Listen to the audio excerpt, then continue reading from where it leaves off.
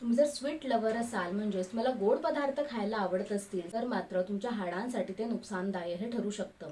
कारण हे refined sugar आहे किंवा हे साखरयुक्त पदार्थ आहेत, ते आपण खाल्ल्यानंतर शरीरामध्ये ॲसिडिक एन्व्हायरमेंट तयार होतं आणि मग त्यावेळेला ॲसिडिक एन्व्हायरमेंट आहे ते न्यूट्रल करण्यासाठी कॅल्शियमचं प्रमाण शरीरामध्ये कमी होत जातं, कॅल्शियम हे बाहेर टाकलं जातं, ज्यामुळे तुमच्या हाडांचं नुकसानही होतं, तुमच्या हाडांची घनताही कमी होत जाते.